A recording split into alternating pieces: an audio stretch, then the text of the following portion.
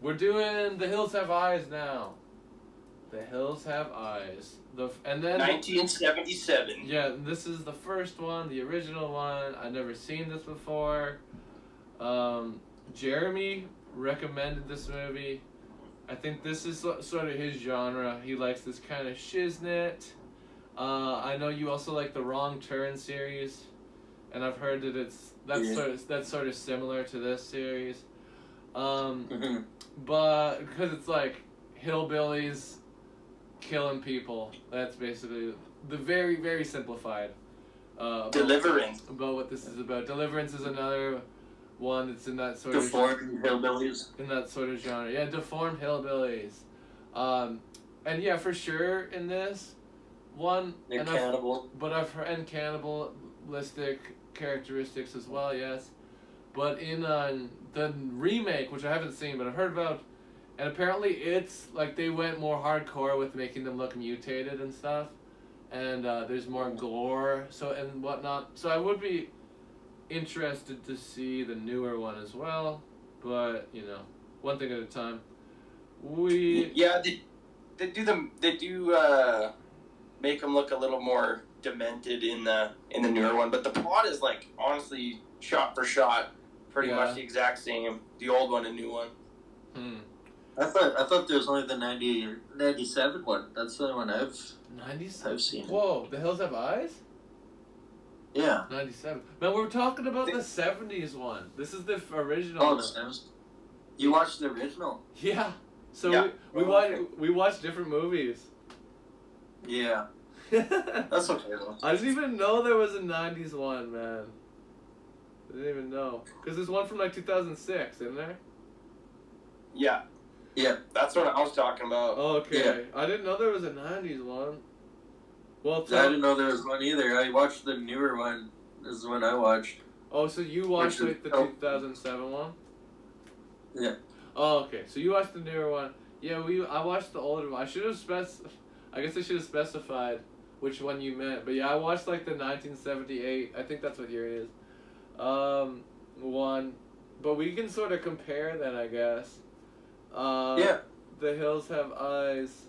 I'm looking it up on Wikipedia. 1977. That's 1978. So honestly, I just thought this was alright. For the one that I watched, it was. Yeah. It was fine. The dialogue wasn't anything special. It was, I guess, a little bit spooky. They built tension alright. It ends I'm not gonna ruin the ending, but it ends really abruptly, and I get they're trying to set it up for a sequel that happens. But I didn't like it still. It was kind of like, I still want to see more play out right now. It didn't end quite not like I felt it should end. But yeah, The Hills Have Eyes. So it's apparently based on a true story. Okay, yeah. Well, I wonder how by how much though, right? That's always the game. It says The Hills Have Eyes was inspired by the story of Sonny Bean, the head of a wild Scottish clan who murdered and cannibalized numerous people during the Middle Ages. Okay. Yeah, like I'm sure that there's some fact to it, but I'm not sure how much there is to it. Let's make a medieval version. It's been remade. Yeah. It's been remade a few times. Where the wagon's axle breaks. Yeah. Okay. So, all the other... This is the only one that was in the theaters. All the other sequels, I think, were straight to VHS release. Because this is I guess it's considered a cult classic now. Because it spawned, like we've said, a few remakes and sequels and all that stuff. But yeah, very basically, there's this group of... This family, I guess, like a mom, dad, daughter, boyfriends. I'm not exactly sure all the relations. But, big family. They got 2 dogs. They have three kids, and their oldest daughter's married, and the husband is with them. Okay. Yeah, so there's a son-in-law and 3 kids. I wasn't sure if he was the son or the son-in-law. There's a baby too, though, isn't there? Yes, there's a There is a baby. There's Yeah. a baby. That's a big part of it, and that's probably also in the remake, right, Jeremy? Yeah. Yeah. Okay, so yeah, this one, it starts off with this old guy in a small town in a gas station, and he's like packing up to get the fuck out of there, and we find out that he's like sort of running from these mutated hillbilly people. He wants to get the fuck out. The one nice hillbilly person is this woman, and she's trying to run away with this guy. I forget what they call him, Papa something. I forget exactly, but this old guy who runs the gas station, she wants to go with him, but I'm not gonna ruin it exactly, but it doesn't exactly end up going that way. But they're interrupted by this family. They pull up in the van. They need gas. We find out that they're going to California, but they want to stop at a silver mine or some shit for the mom and dad's anniversary. And the guy who runs the gas station is like, that's fucking dumb. You shouldn't do that. You know, you're gonna fucking get killed or something. He doesn't say it exactly like that, but he sort of hints that it's not wise to do that. But stay on the main road. Stay on the main roads, and they even have a sort of callback to that where they use that audio again later in the film. But yeah, he makes it very clear that they should not do that, but they go to the silver mine anyway, and it's by like a Navy air base or something, so there's planes whizzing by, and the sound startles them, and they crash their car, and they bust an axle, so they're like stranded in the middle of the desert. And and this is something that I like about this movie, that they handle well, they build the tension. You see people like watching them from a distance, and you hear their voices even. You hear the hillbillies talking to each other on the radio. There's different things like that. There's even a point where the family is trying to contact someone for help on a CB radio, and they can't find anybody until one of the hillbillies is on one of the other channels, and they're just breathing heavily, and that's a very spooky moment, and I like that. It very much built the tension. But yeah, you got anything to add, G. Bergs? That was a good moment. Yeah. It added some. I don't know. It felt a little more real. The second one. Totally. Then the second one? No, then the newer one that Jeremy watched. Right. Because you've seen both, right? I have seen both. Okay. Have you seen this one before, or is this your first time seeing the original? That was my first time seeing the original, and I haven't quite finished it. But yeah, right. 20 minutes away. I don't want to. So crazy. Yeah, I don't want to ruin. I talked about the ending, so I won't say anymore. But I didn't. I don't think I ruined the ending. I just say it didn't quite end like I wanted it to end. But Scottish hillbillies. I hate babies. Yeah, okay, I get that. Then you might like this movie because the big plot point is the mutated hillbillies trying to eat this baby that is a member of this family. And something that was kind of funny is that the mutated hillbillies, or whatever you want to call them, at one point they refer to the baby as a turkey, or like a young turkey or something like that. And it was I thought that was funny because they're like, yeah, they're eating that baby like a turkey. But anyway, they don't, no spoilers, so I'm not I was gonna say something, but I'm not even gonna say that. Or pregnancy. Movies and TV shows are always ruined by some baby or pregnancy.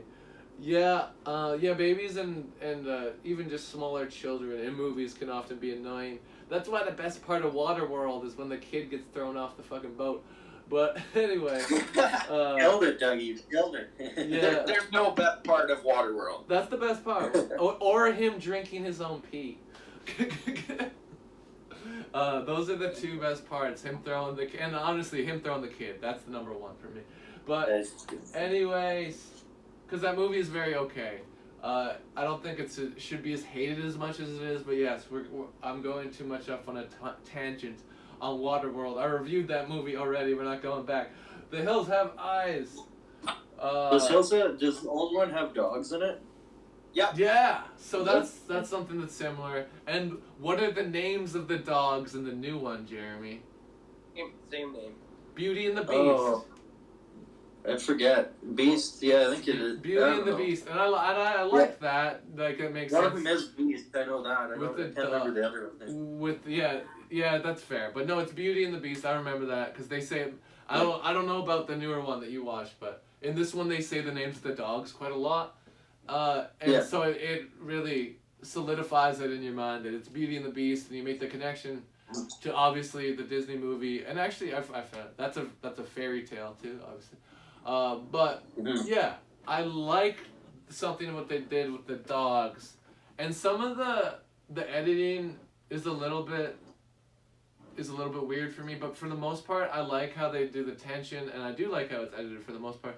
There's a couple scenes where they cut it in a place was like, I'm not sure about that edit, but for the most part it was good. And the score makes you sort of your skin sort of crawl, and I think that's good. But yeah, the dog, they do, although there's two dogs and they don't kill both of them. I give movies credit for this because this is sort of an unwritten rule that you don't kill the dog, and they kill one of the dogs in this. So I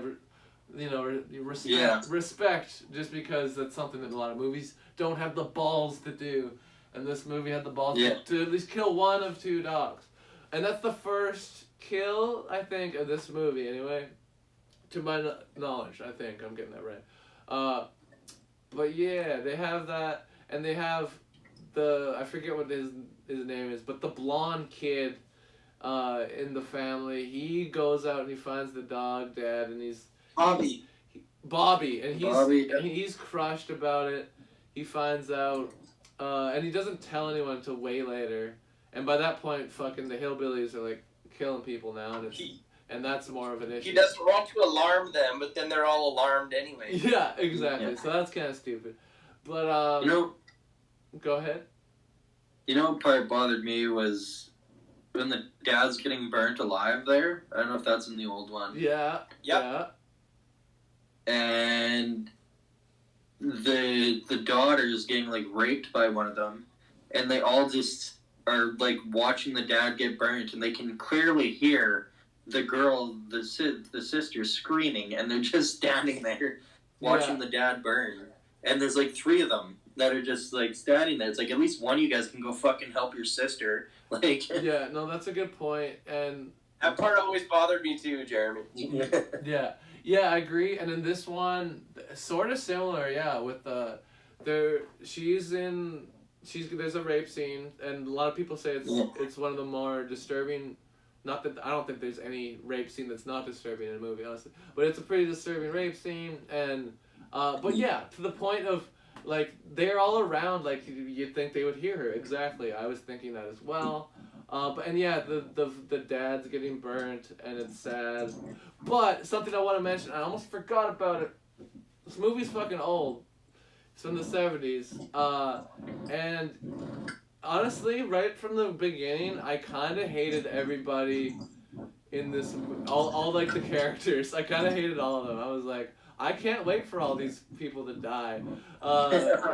Because the dad right away, he's an ex-cop, and he's saying stuff about his experience as an ex-cop, and he's like, oh yeah, I had to deal with fucking N-words, and he's using all sorts of unsavory language, and I'm like, this guy fucking sucks. But it was the 70s, and I feel like when that was written, he was still like being written as sort of the good guy, and obviously we don't want anyone to die, but that line was sort of unsavory for me. I just wanted to mention that. But it is from the 70s. He's supposed to be like, it's old. He's supposed to be like super conservative.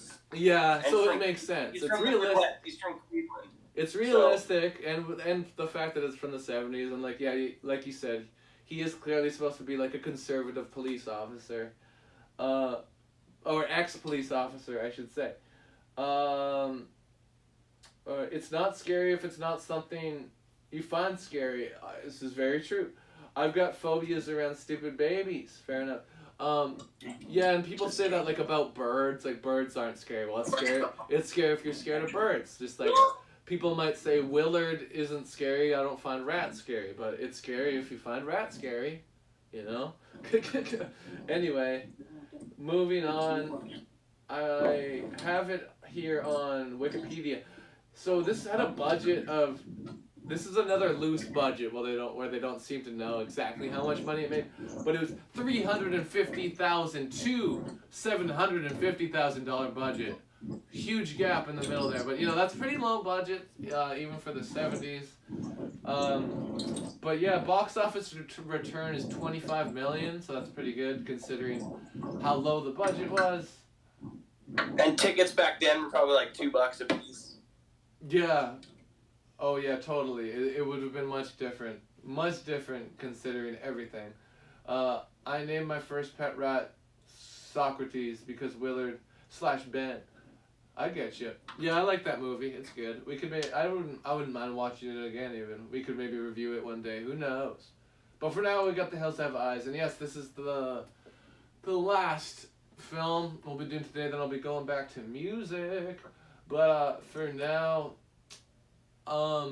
Jeremy, is there anything you want to say about the newer The Hills Have Eyes?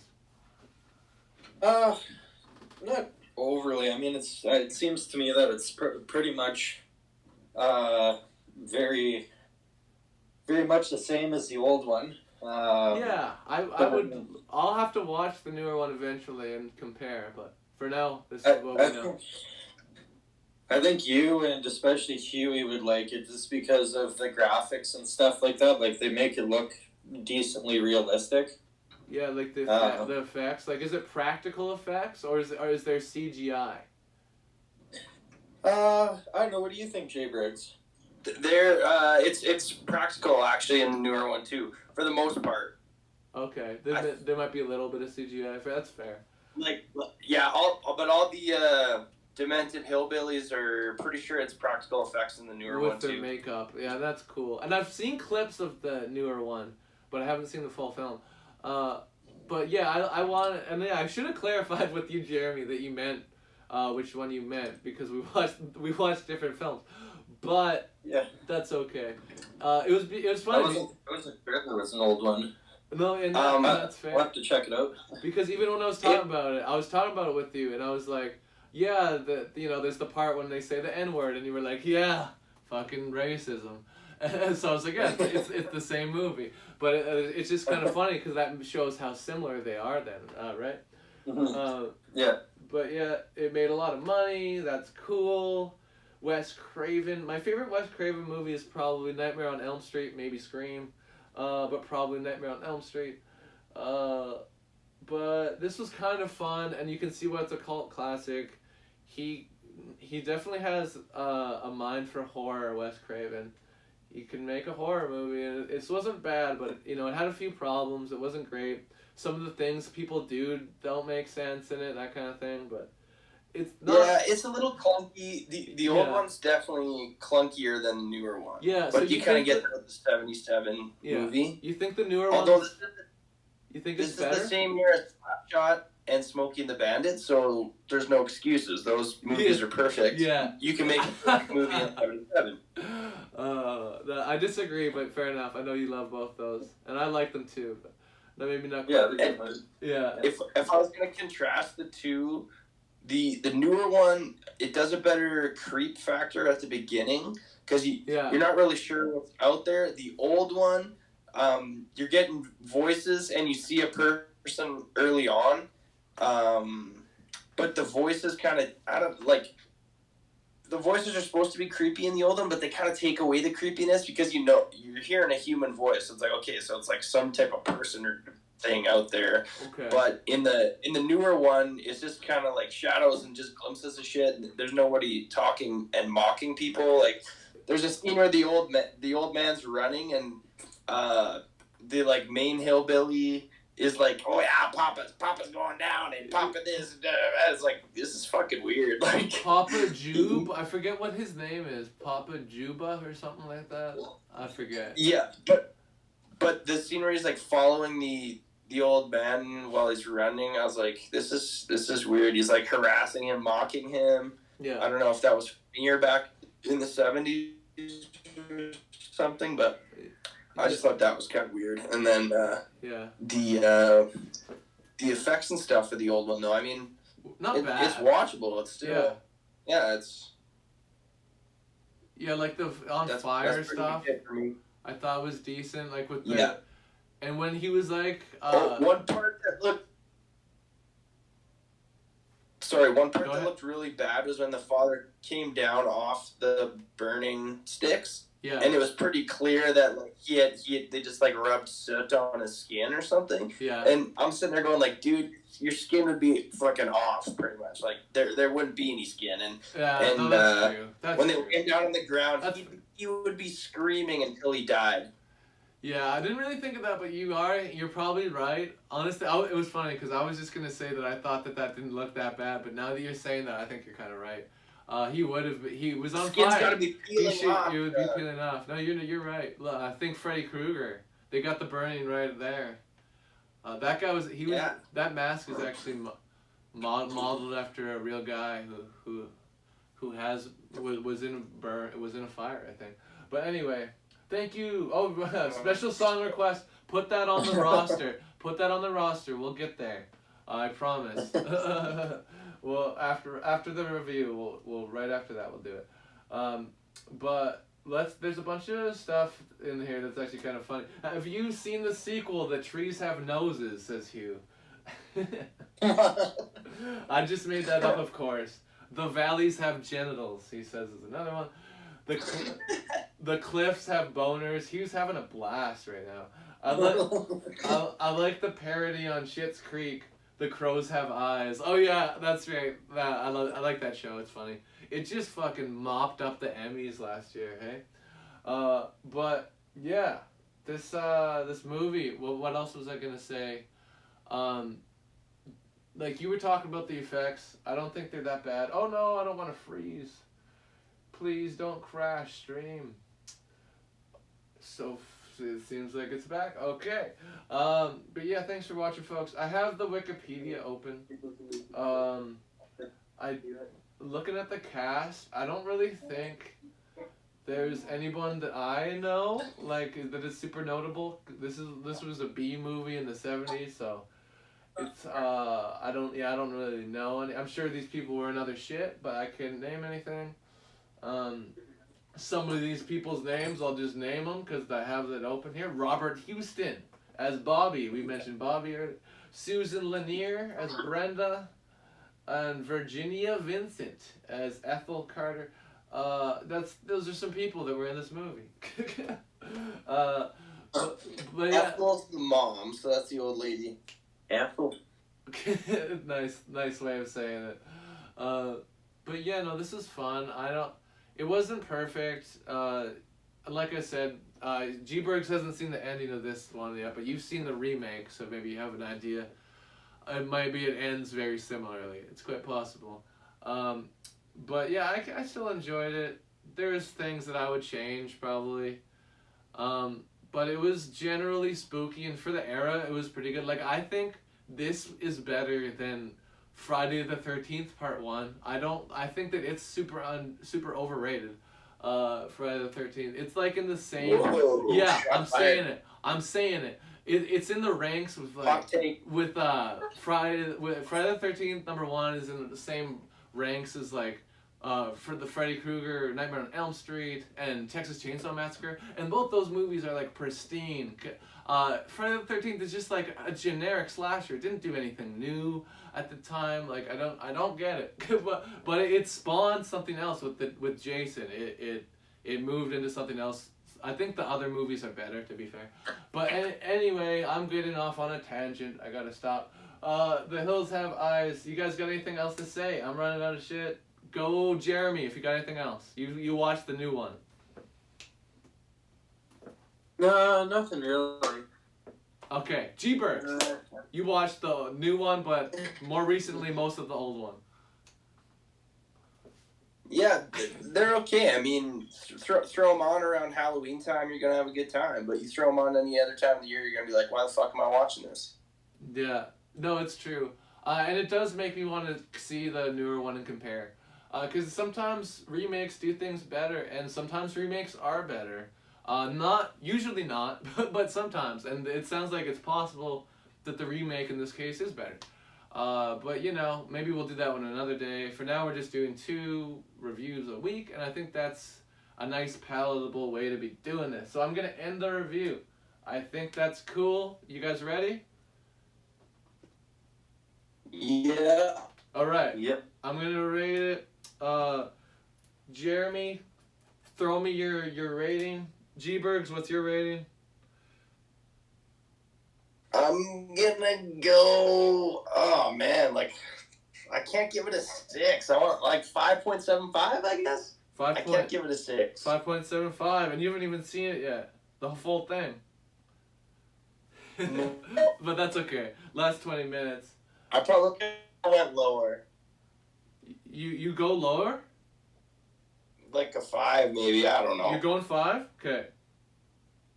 You're going 5. Jeremy, did you put it into the chat? You can put it in the chat, or you can tell me. Doesn't matter. I don't know. I think this was okay. I'm gonna give it straight up just 6. I am gonna give it a straight up 6. I think there's room for improvement, but it was fun, and there were some parts that were really well done for low budget filmmaking. 6 out of 10. The Michael Berryman guy is in tons of stuff. Okay, thanks, Dad. Michael Berryman in this movie is in tons of stuff. Hugh knows shit about shit when it's old horror movies. Go watch X-Files with Bryn Dillon. I was Moira Rose for Halloween last year. Did you wear a fucking awesome outfit? Probably. For the new one, I'd give it about an 8. So you gave the new one. This is different. I'm gonna put new in brackets. The new one's better for sure. Yeah. Out of 10 Jer Bears, let's say. But yeah, it makes me want to watch the new one. So you gave it 8 for the new one. So that really makes me want to watch the new one. But I gave 6 out of 10 for the old one. G-Bergs gave 5 out of 10 for the old one. Even though he hasn't watched the last 20 minutes, but I don't think that'll change his mind much. And we got 8 out of 10 for the new one, though, from Jeremy. And yes, we were supposed to review that one in the first place, but there was no communication, and we watched different movies. But that's okay. All right.